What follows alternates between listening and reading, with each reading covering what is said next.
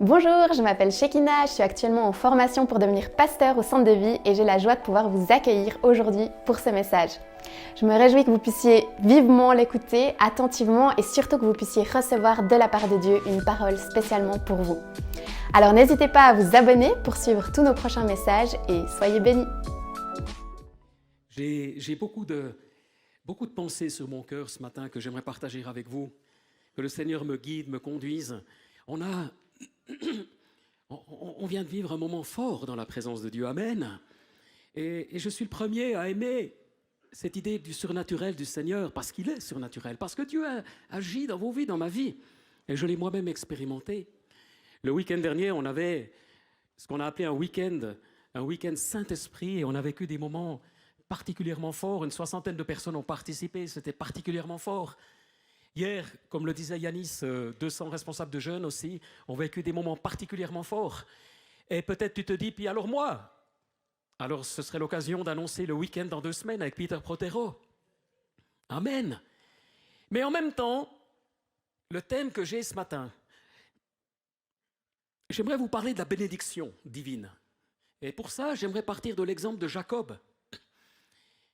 Et j'aimerais vous dire que oui, la bénédiction de Dieu, elle est là. Elle est là où tu es ouvert, elle est instantanée. Mais elle est aussi dans la durée. Et j'aimerais nous donner des clés. Parce que j'ai observé la vie de beaucoup. Des jeunes, par exemple, qui sont jeunes comme moi, enfin qui étaient jeunes comme moi. Ça fait 37 ans que je suis jeune. Toi aussi, oui. Et quand on avait une vingtaine d'années, je pense à Sacha qui était ici avec toute son installation. C'est trop bien, il y a plein de petites... plein de couleurs, on peut un petit peu modifier ça. Ouais, c'est vraiment un panel incroyable. Sacha. Mais je pense aussi à Pierre et Martine, je pense aussi à Bernard Roucho. Des gens que, voilà, quand on avait 20 ans, on se connaissait avec des dizaines d'autres. Mais qui aurait pu dire qui, 30, 40 ans plus tard, allait être abondamment béni? C'était pas ou aller réussir dans la vie, aller avoir un certain succès du point de vue humain ou alors du point de vue spirituel.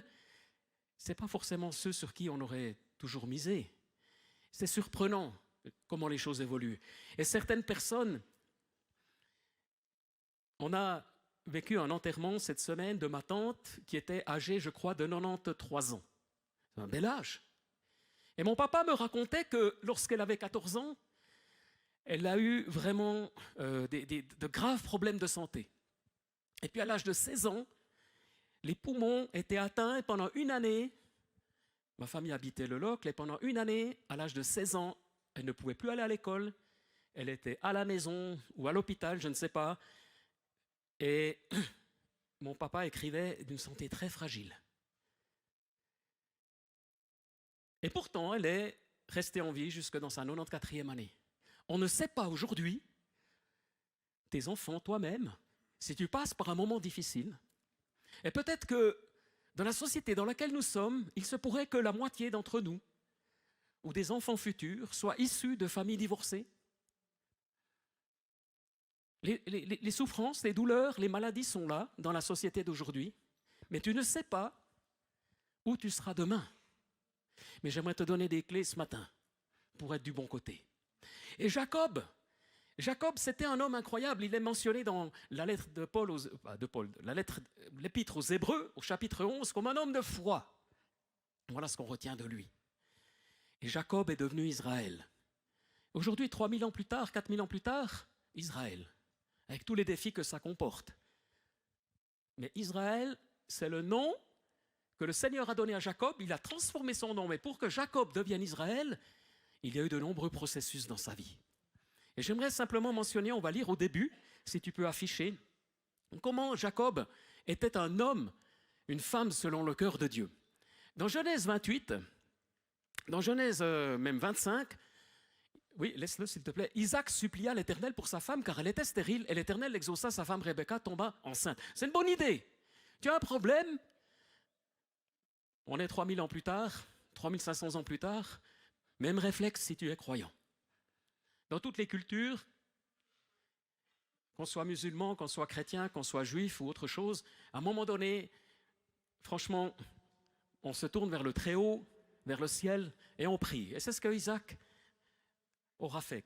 Tu peux laisser, je suis en train de lire, merci. Les enfants se heurtaient à l'intérieur d'elle, et elle dit, si telle est la situation, pourquoi suis-je enceinte? Et elle alla consulter l'Éternel. En fait, voilà une famille qui prie. Ils sont abondamment bénis, et elle réalise. Je pense qu'elle est allée chez sa pédiatre, ils ont fait un scan, comment on appelle ça? Plutôt j'allais dire une holographie, une échographie, clac, clac. Waouh! Il y en a 2 qui se tapent dessus déjà, dans son ventre. Alors elle se dit, mais de nouveau, elle fait un truc incroyable, elle va consulter l'Éternel et Dieu lui dit, il y a 2 nations dans ton ventre. Waouh! Ça c'est un niveau prophétique vraiment puissant. 2 peuples issus de toi se séparant, un de ces peuples sera plus fort que l'autre, etc., etc. Le plus grand sera servi au plus petit. Bon, waouh, elle repart. Et puis effectivement, les choses vont continuer. Tu peux afficher la slide suivante. Les années ont passé, et ce Jacob qui est né, il a ce frère Ésaü, mais quand il est né, on ne l'a pas lu, mais ce qui s'est passé, c'est qu'à un moment donné, au moment de la naissance, il est incroyable. Certains se rappellent ce qu'il a fait? Il a attrapé le talon d'Ésaü. Il ne voulait pas être le deuxième. Waouh, je comprends ça. J'ai souvent souffert, intérieur, enfin souffert, c'est beaucoup dire, mais j'ai jamais voulu être le deuxième. Puis après, quand j'étais le premier, j'étais tout mal. En fait, j'ai toujours voulu être en équipe, mais j'aime pas être à côté. Chacun est différent. Peut-être tu préfères être un second, un premier. Je ne suis pas un vrai premier, mais je ne suis pas un vrai second non plus. Je ne sais pas où me situer. Bref. Mais lui, il attrape le talon de son frère, et du coup, quand Ésaü sort du ventre maternel, ben lui, il sort avec. Waouh! Une naissance simultanée. Et son nom, d'ailleurs, signifie talon, avec un jeu de mots en hébreu qui signifie usurper, attraper le talon de quelqu'un, clac! Et puis, ça va aller dans le sens de usurper. Alors, en fait, ce qui va se passer, c'est que ce Jacob, ça commence comme ça, sa vie. C'est vraiment un homme qui va être toute sa vie déterminé à obtenir ce qu'il veut. Et en particulier la bénédiction, d'où mon thème ce matin. Donc voilà un homme incroyable qui veut la bénédiction. Il veut la bénédiction. La bénédiction, elle est double. C'est une bénédiction que son père Isaac va transmettre au fils aîné, mais c'est aussi le double héritage du point de vue matériel. Et cet homme, ce gars, il veut les 2. Et vous savez quoi? Il obtiendra les 2. Le droit d'aînesse qui suppose un double héritage, c'est cool ça, d'être l'aîné. Mais ce n'est pas juste. Dans la société d'aujourd'hui, c'est bien mieux réparti. Mais enfin, à l'époque, c'est comme ça. Double héritage, et il l'aura. Mais aussi la bénédiction plus générale de son père Isaac. C'était des hommes et des femmes de cette époque-là, parce que sa maman Rebecca va aussi jouer un rôle dans toute l'affaire, mais c'était des gens qui avaient un sens de la bénédiction. Un sens de la bénédiction. Un sens de Dieu. Un sens du Très-Haut. Alors si on lit, il va vers son papa et dit, mon papa. Isaac dit, me voici, lequel de mes fils es-tu? Jacob, dit, vous entendez bien, répondit à son père, je suis ton fils aîné Ésaü. Waouh! Oh, mais jusqu'où va-t-il pour obtenir la bénédiction? Il faut dire que son papa, il est aveugle à ce moment-là. Il a perdu la vue. Mais imaginez, tu vas vers ton père, mais tu as qui? Des fils et des filles, t'es qui? Et il le ment effrontément. Alors, lève-toi, installe-toi et mange du gibier qu'il a préparé. Et Isaac dit à son fils, comment c'est là? Tu en as vite trouvé, mon fils. Jacob répondit, c'est que l'Éternel, ton Dieu, l'a fait venir devant moi. En réalité, ce n'est pas du gibier. Il a simplement pris une pièce de bétail, un mouton. C'est sa maman qui l'a dit, tu prépares un mouton, il n'y verra rien, il n'y sentira rien, il est vieux. Et ça marche. Et Isaac est quand même un peu surpris, puis il lui dit, mais comment ça se fait? Tu as été vraiment, tu es parti à la chasse, je t'ai demandé, voilà, 1 heure plus tard, tout est là, tout est cuit. Oui, le Seigneur m'a béni. Mais c'est quand même incroyable d'utiliser Dieu pour arriver à ses fins. Laisse le verset encore, s'il te plaît. Et puis ensuite, voilà, c'est que l'Éternel, ton Dieu, l'a fait venir devant moi. Et puis Jacob, Isaac, je mélange. Isaac, c'est le papa, donc âgé, qui va bientôt s'en aller, qui va bientôt mourir. Isaac dit à Jacob, approche-toi donc que je te touche, mon fils, pour savoir si tu es mon fils Ésaü ou non. Pourquoi le toucher? Parce qu'Ésaü était velu. Il avait plein de poils. Enfin, plein de poils. Il était poilu. C'était un homme du Sud, robuste, masculin. Et puis, il est dit d'ailleurs de notre ami Jacob que lui, il était plutôt toujours près de sa maman, tout ça. Puis, je pense qu'il avait, voilà, il était imberbe ou je ne sais pas exactement. Enfin, ils étaient très différents. Alors, Jacob, il est malin. Sauf que la maman, Rebecca, elle l'a couvert d'un vêtement en poil. Donc, quand de chameau, merci, de chèvre. Alors, quand le papa y touche, oh ben oui, mais c'est quand même bizarre. Ok, tu as préparé le repas, c'est bien le vêtement, le torse d'Ésaü, et puis même les vêtements, il renifle, il respire, ça sent bien Ésaü. La voix, par contre, là, c'est pas le bon. Mais bon, allons-y. Alors, remets peut-être le verset où il dira à la fin, la voix est celle de Jacob, mais les mains sont celles d'Ésaü. Donc ses mains sont aussi toutes velues. Il ne le reconnut pas parce que ses mains étaient velues comme celles de son frère Ésaü. Et il le bénit. Il dit, est-ce bien toi mon fils Ésaü? Jacob répondit, oui, c'est moi. Waouh, quel niveau de mensonge. Triple, quadruple mensonge pour obtenir la bénédiction. Et ça marche. Oh là là. Oh là là. Waouh. Seigneur, qu'est-ce que tu fais dans ta parole? Qu'est-ce que tu es en train de nous enseigner? Voler la bénédiction, le droit d'aînesse, il l'a volé, la Genèse le déclare aussi, il a volé. Bon, après tout ça, après qu'il ait le droit d'aînesse, enfin volé le double héritage, ce qui veut dire qu'il reste quand même un tiers pour Ésaü, c'est quand même pas mal, parce que Isaac avait prospéré, mais enfin bon.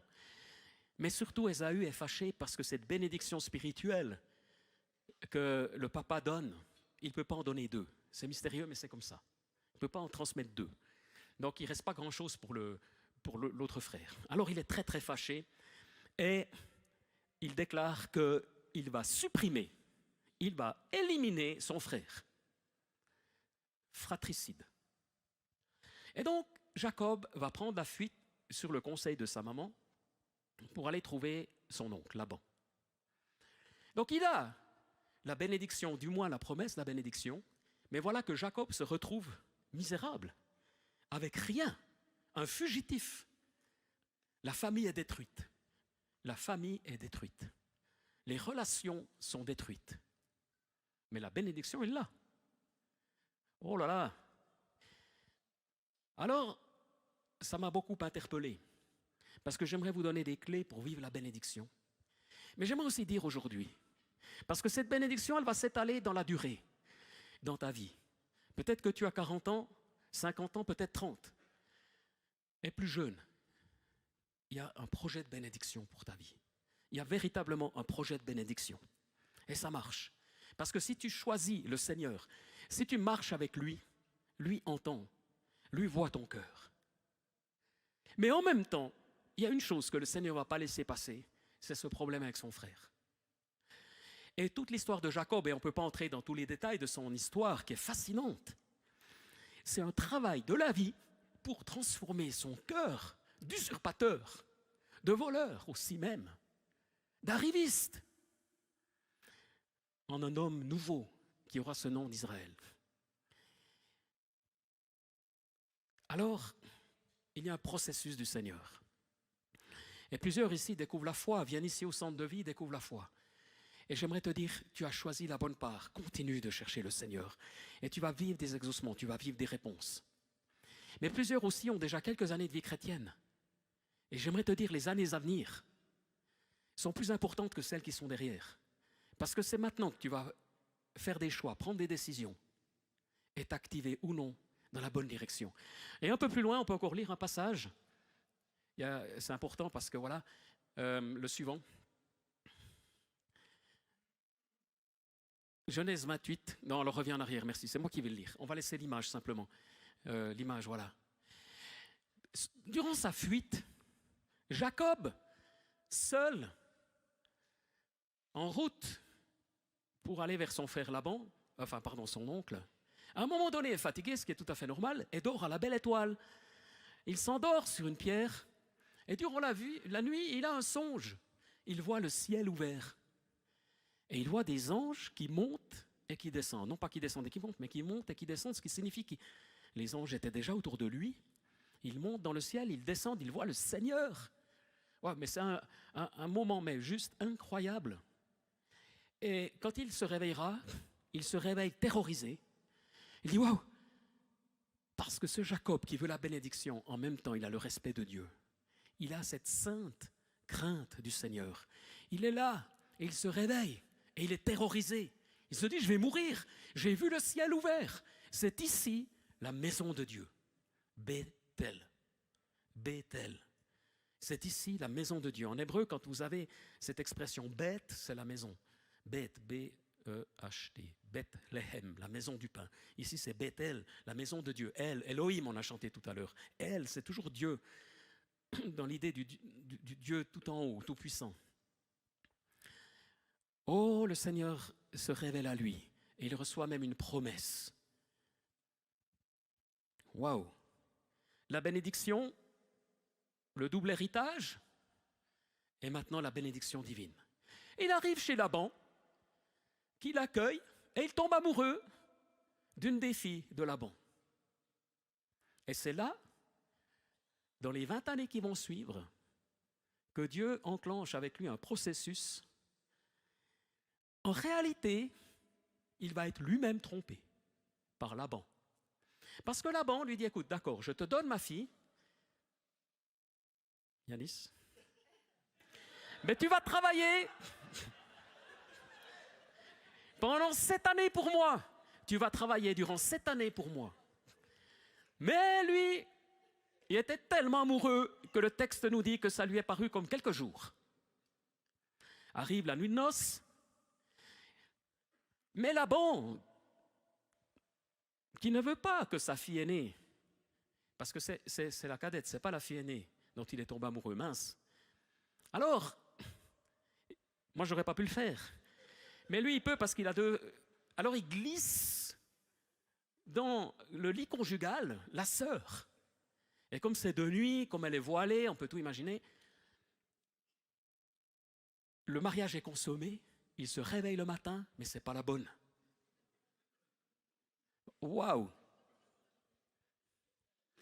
Waouh! C'est violent.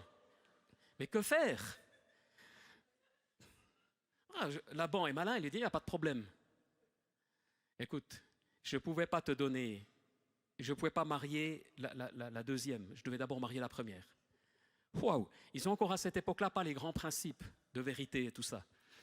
Et Laban est pris à son propre piège d'une certaine façon. Il doit expérimenter la tromperie. Alors le papa, oui, des filles, son oncle lui dit, mais écoute, il n'y a pas de problème, je vais te donner aussi la deuxième. Mais tu travailleras 7 années de plus. Et voilà, il est parti pour 14 années. Et ainsi de suite, j'écourte l'histoire. Mais ce qui montre ici, ce qu'on découvre ici, c'est qu'il va être lui-même victime des injustices, de la trahison d'un membre de sa famille. Il avait fait juste, il était allé chercher au bon endroit, il ne voulait pas marier une cananéenne, il ne voulait pas marier une femme qui était polythéiste, qui était dans l'occultisme, il ne voulait pas marier une femme qui était dans les divinités. Il voulait, selon les prescriptions de sa famille, marier une femme qui spirituellement reconnaissait le Dieu unique. Et en ce sens-là, il a fait juste. Alors, oui, la bénédiction, Dieu nous la donne. Mais ce qui intéresse le Seigneur, c'est cette transformation. Les années passent, et ce qui va se produire par la suite, c'est qu'effectivement, on pourrait lire les chapitres, c'est fascinant ces histoires. Effectivement, Jacob est béni à son tour, il aura beaucoup d'enfants. Beaucoup d'enfants. Et bon, il a aussi plusieurs femmes, ça aide. Mais ses enfants, il en a 12, au final. Et puis à un moment donné, il va vouloir se réconcilier avec son frère, Ésaü. Et on a un épisode fantastique qui nous montre comment il va, dans un esprit de profonde repentance, aller aborder son frère, mais avec une immense prudence, en envoyant des cadeaux, enfin du bétail, mais une fortune, par étapes. Et à ce moment-là, Ésaü lui dira, quand enfin il se voit, et il tremble, il a peur, parce qu'il se dit, Ésaü veut ma mort, il va supprimer ma femme, mes enfants. Et Ésaü lui dit, mais garde tous tes cadeaux, Dieu m'a béni aussi. Et il y a une profonde réconciliation. Et après cette réconciliation, ils repartiront, chacun dans sa direction, doublement bénis, parce qu'ils ont maintenant la grâce d'être une famille réunie, une famille réconciliée. Mais quel processus! Alors, tout ça, parce que quelqu'un cherchait la bénédiction, mais de la mauvaise manière. Et aujourd'hui, on voit des choses parfois dans le peuple de Dieu se passer, et on se dit, mais comment c'est possible que tel serviteur de Dieu, que telle femme de Dieu soit tellement bénie? Il y a des miracles, des choses se produisent. Et pourtant, cette personne, waouh, on est mal à l'aise quelquefois, et sa famille. Je ne sais pas si vous avez entendu parler de cet orateur assez célèbre qui est d'origine, je crois qu'il est d'origine palestinienne, mais il est américain, Benny Hinn. Quand lui vient quelque part, j'étais allé à Berne, il y a 3000 personnes. J'entends, c'est phénoménal parce qu'il est connu notamment par surtout la télévision. Et c'est vraiment un homme d'onction incroyable.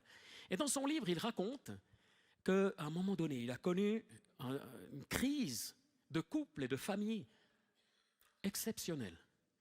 Et on sait que sa femme l'a quitté, et il disait, je continuais mon ministère, et je n'ai pas compris au début, parce que l'onction était la même. L'onction était toujours là. Je vivais une crise personnelle. Il vivait, j'allais dire l'enfer, il vivait dans un état de déprime. Il était dépité, il était abattu, il était détruit, mais quand il était sur scène, l'onction se manifestait. Et pour avoir vu ce que c'est simplement la présence de Dieu agit et beaucoup de guérisons physiques et surnaturelles. Et il dit, j'ai compris une chose, c'est que l'onction de Dieu, la bénédiction du ministère, en l'occurrence pour lui, ne s'est pas retirée parce qu'il était en crise. Par contre, l'onction intérieure, dont parle la première épître de Jean, celle-ci, elle était blessée. Sa relation avec Dieu était affectée. Finalement, sa femme est revenue, il y a eu une réconciliation et son ministère a continué. Mais quand j'entendais parler de lui il y a une vingtaine d'années, quand j'étais allé l'écouter à Berne, j'avais quand même des petits signaux d'alerte qui s'étaient allumés. Je disais, waouh, il y a quand même des trucs un peu bizarres chez cet homme, mais je respecte l'onction. Et je pense qu'il a dû passer par un parcours où il s'est remis profondément en question, où il est sorti, ce Bénin dont je parle, il est sorti de la théologie de la prospérité excessive et il est revenu à quelque chose de plus sain. Et je pense que si tu veux entrer dans une pleine bénédiction divine, c'est essentiel, mais vraiment fondamental, que tu mettes les bonnes priorités. Alors la première chose, comme Jacob, mais que tu aies soif. Et je sais qu'il y a parmi nous des gens qui ont soif et faim. La semaine passée, j'étais à Spitz. Spitz, c'est une petite ville au bord du lac de Thun. Et puis là, dans l'église où j'étais, ils ont 3 cultes par dimanche, dont le premier à 9h. Alors c'est bien suisse-allemand. Et on m'a dit, tu dois venir à 8h30. Le culte commence à 9h, mais on est là à 8h30. Si tu viens un petit peu avant, tu as droit à un café. Alors moi, je suis arrivé un petit peu après, mais j'ai quand même eu mon café. Mais waouh, c'est... Et j'aurais dit, mais nous aussi, on commence les cultes à l'heure maintenant à Neuchâtel, même à Neuchâtel. Donc, mais à 9h, et la salle est pleine, puis après, ils font un deuxième, puis un troisième culte encore l'après-midi. Mais si tu viens à 9h à l'église de dimanche matin, c'est quand même particulier. Ou à 10h à Neuchâtel, ça veut dire quand même que tu as soif. Personne. Je voyais ici Sarah, une jeune de 10 ans, qui est venue adorer Dieu avec nous, louer le Seigneur. Alors j'ai fait sa connaissance, je lui demande son nom, prénom. Je dis, mais tes parents sont là? Non, mes parents ne sont pas là. Intéressant, à 10 ans. Elle vient tout devant. Il y a une soif de Dieu, là. C'est quand même quelque chose. Et si des enfants à 10 ans, et je sais qu'il y en a d'autres, dont les parents ne viennent pas forcément ici au centre de vie, parfois déposent leurs enfants, parfois les confient à un cousin, une cousine, et ces enfants-là ont soif de Dieu. Oh, que Dieu bénisse nos moniteurs qui en prennent soin. Amen. Que Dieu bénisse tous ceux qui ont soif et faim aujourd'hui, parce que c'est véritablement quelque chose que Dieu est en train de faire parmi des enfants qui ont soif, qui ont faim, comme Jacob. Elle était là dans la louange à 10 ans. Moi, je ne sais pas où j'étais à 10 ans. Bon, j'aimais bien quand même l'église, mais je crois que j'aurais pas... Bref, à 10 ans, je n'avais pas cette maturité-là de louer Dieu comme ça. Alors, oui, Dieu donne cette soif dans vos cœurs. J'aimerais t'encourager ce matin. comme on l'a entendu par les paroles prophétiques de Bertrand. Merci Bertrand, tu as eu du courage aussi de t'afficher de cette façon-là, et puis de nous exhorter, de nous encourager. Et Bertrand est un homme qui est rempli d'amour et de grâce. Mais parfois, on a besoin d'être secoué, amen. Et j'aimerais vous encourager à avoir faim, soif de Dieu comme jamais. Et il y a des pères de famille, des mères de famille, il y a des personnes ici qui sont tout devant, mais il y en a qui sont tout derrière. Parce que tu viens un petit peu avec prudence, avec sagesse, peut-être tu as vécu des expériences difficiles, et tu te dis, mais je les pieds, qu'est-ce qui va m'arriver? Alors vraiment, aie soif du Seigneur, aie faim de Dieu. Et puis, pour que tu aies cette pleine bénédiction qui est approuvée de Dieu, je crois qu'il y a un équilibre, et tu pourrais afficher gentiment Acte 6, où on réalise que quand les premiers chrétiens ont choisi des responsables, ils ont dit, frères et sœurs, choisissez parmi vous 7 hommes. Alors c'était pour gérer l'église des débuts qui comptait 5000 personnes. Il s'agissait d'administrateurs, d'une sorte de conseil d'anciens, de conseil de responsables, qui devaient être nommés, un conseil d'administration. Choisissez parmi vous 7 hommes. À l'époque, c'était des hommes, mais aujourd'hui on dirait hommes et femmes, de qui l'on rende un bon témoignage, rempli d'esprit et de sagesse, et nous les chargerons de ce travail. Il choisirait Étienne notamment, un homme plein de foi et d'Esprit Saint. Qu'est-ce que je suis en train de dire? Tu peux encore laisser. De qui on rend un bon témoignage, rempli d'esprit et de sagesse. Alors aujourd'hui, nous voulons être une église, et j'aimerais t'encourager à être un homme, une femme du Seigneur, selon le cœur de Dieu, qui à la fois, mais complètement ouvert, comme Yanis nous le disait, tu as soif de Dieu, soif du Seigneur, tu t'attends vraiment au miracle de Dieu pour ta vie. Et puis en même temps, on peut dire de toi, tu es rempli de sagesse. Amen. Tu rends un bon témoignage. Voyez-vous, moi j'ai observé une chose, c'est que dans le monde chrétien, on a souvent soit l'un, soit l'autre. On a des gens mais assoiffés, affamés, mais ça leur est assez facile et ils sont dans l'excès. Et quelque part, ils nous font un peu peur. Et c'est des gens, il y a vraiment une ligne directe entre eux et Dieu. Mais vraiment. Et puis tu te dis, mais waouh. Et Dieu leur parle tout le temps. Mais comme Dieu leur a parlé, tu ne peux rien leur dire. Tu dis, je ne suis pas tellement sûr de ton truc là, mais Dieu a dit, bon, ok, alors après tu prends un peu du recul, tu te dis, on va les laisser. Et puis tu as d'autres chrétiens, un peu moins charismatiques, qui sont pleins de sagesse, mais leur sagesse, elle nous fatigue à un moment donné. Parce qu'ils voient toujours les problèmes, toujours les détails. Ils ont tellement du bon sens, à un moment donné tu te dis, mais où est la foi? Où est la foi? Moi, j'ai été encouragé, on a eu une séance du conseil récemment, et puis on réfléchissait au budget de cette année, et le budget de cette année, en gros, il est le même que l'année dernière, parce que voilà, on est dans des réalités, mais à un moment donné, et ce n'était pas du côté des pasteurs, c'était plutôt du côté justement de ceux qui ont ce rôle d'administrer aussi, en termes juridiques, en termes financiers, qui ont dit, mais on ne va pas limiter la croissance de l'Église. Et si nécessaire, avec sagesse, on investira. On investira en ce sens qu'on a encore des réserves pour le bâtiment, mais avec sagesse.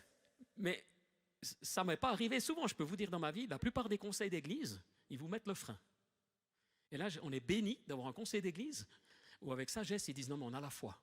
Il y a encore 1 année, 2 ans, 3 ans devant nous. Où ça sera peut-être serré, mais on a la foi et Dieu va continuer à bénir. On ne va pas faire des folies, on ne va pas être stupide, mais il y avait notamment Pierre qui a dit, mais moi je sens, on doit aller de l'avant. Waouh! Quand il y a des gens comme ça, d'expérience d'une 60aine d'années, qui te disent, mais on va aller de l'avant. Et je me rappelle Daniel Gentison, qui était le fils du fondateur de cette église. Enfin, ils étaient 4. Mais lui, c'était le fils. Vous avez connu Daniel Gentison.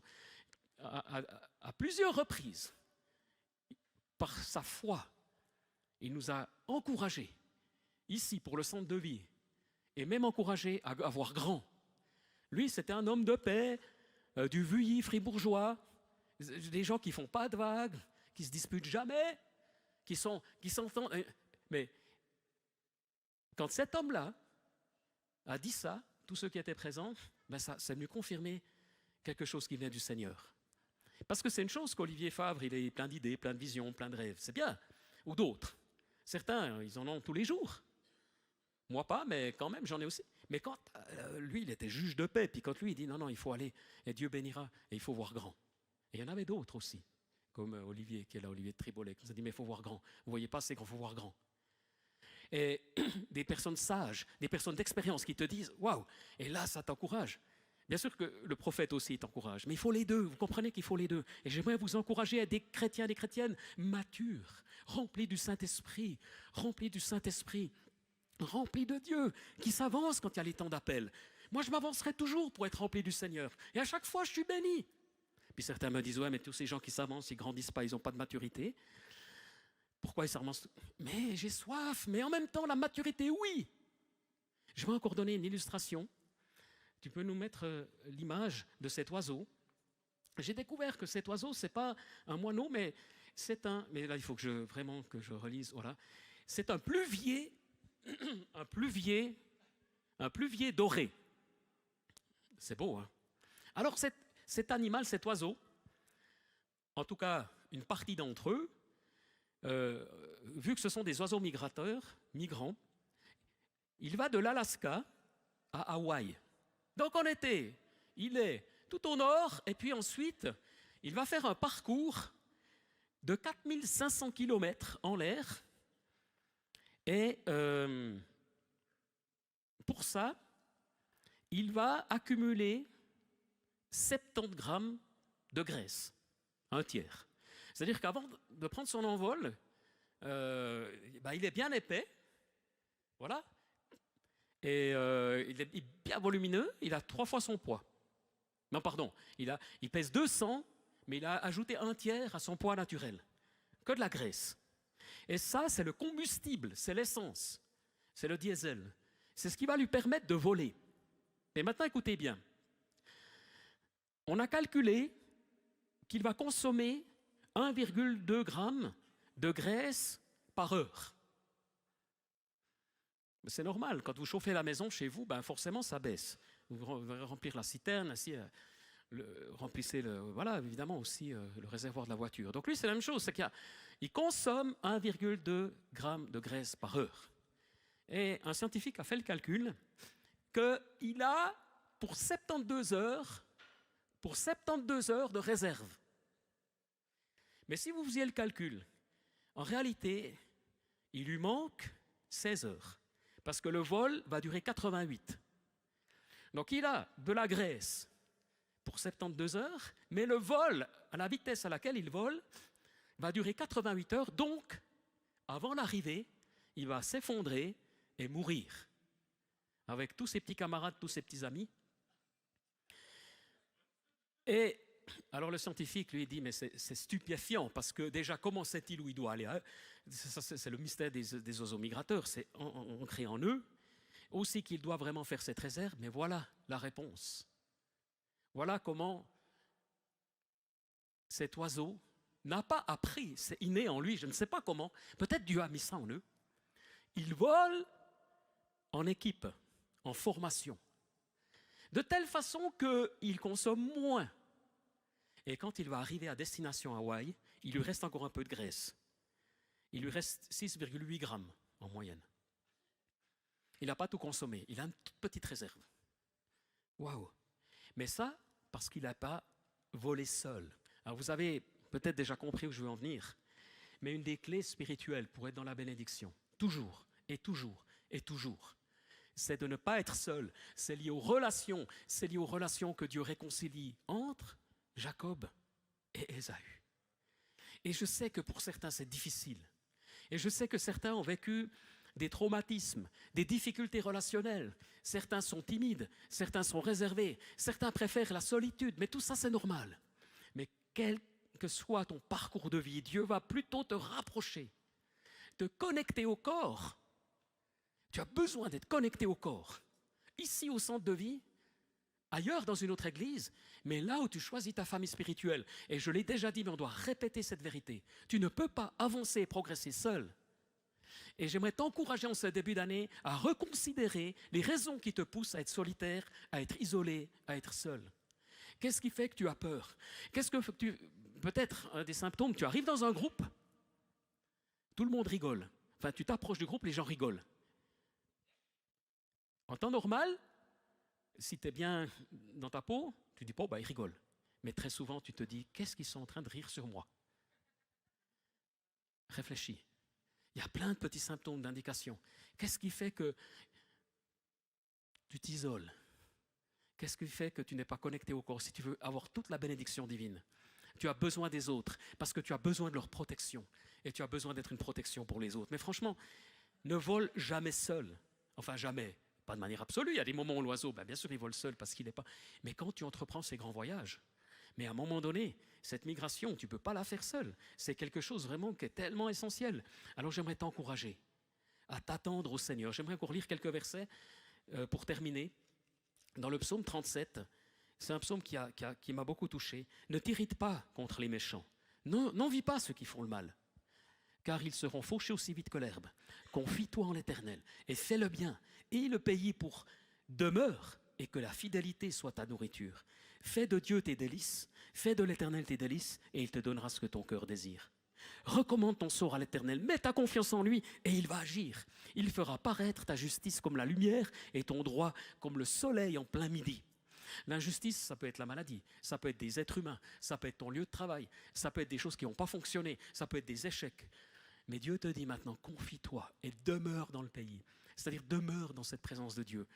Bâtis une relation avec le Seigneur. Sois un enfant de la promesse. Reçois cette pleine bénédiction et laisse-toi travailler dans ton cœur. J'aimerais inviter la louange à revenir. Et nous sommes là dans la présence de Dieu ce matin. J'aimerais clore en priant avec vous. Dieu nous encourage ce matin, Dieu nous parle. Et je te prie, Saint-Esprit, de venir encore. Je sais que tu es là.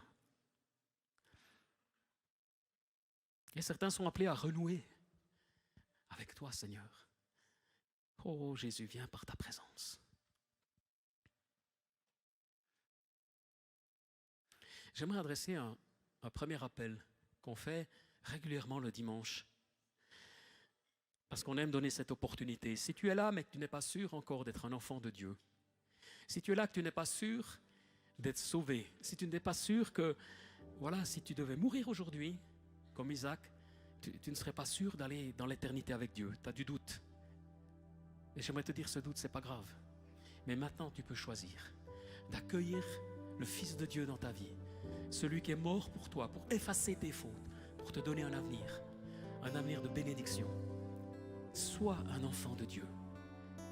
Il nous a donné le pouvoir de devenir enfant de Dieu. Ça, c'est le choix que tu fais, d'accepter la grâce de Dieu dans ta vie.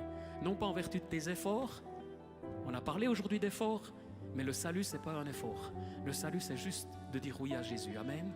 Alors si tu es là, j'ai à cœur de prier pour toi. Lève simplement ta main où tu es, pendant qu'on a les yeux fermés, de telle façon que, oui, il y en a 2, 3, est-ce qu'il y a d'autres personnes encore? Oui, 4. Oui, encore un monsieur là-haut. Je te prie, Seigneur, je te prie pour toutes ces personnes qui lèvent leurs mains, qu'elles deviennent aujourd'hui enfants de Dieu. Est-ce que vous êtes d'accord qu'il y en a plusieurs qui ont prié tous ensemble et qu'on les assiste aussi dans la prière? Vous pouvez simplement répéter avec moi si vous êtes à l'aise. Seigneur Jésus, je viens à toi ce matin. Je choisis d'être enfant de Dieu. Pardonne tous mes péchés. Donne-moi un nouveau départ. Merci parce que tu as donné ta vie pour moi. Amen.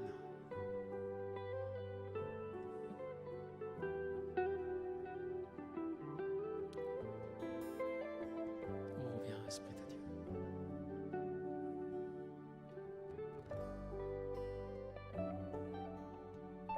Maintenant, il y a peut-être des personnes qui ont besoin d'un retour à Dieu, après des mois de distance, voire des années. Et pendant que Yanis va reprendre, pendant que la louange va reprendre, il y a un espace ici devant. Si tu veux te redonner au Seigneur, te reconsacrer à lui, j'aimerais tous vous inviter à vous lever pour qu'on reprenne ce chant. Je viens t'offrir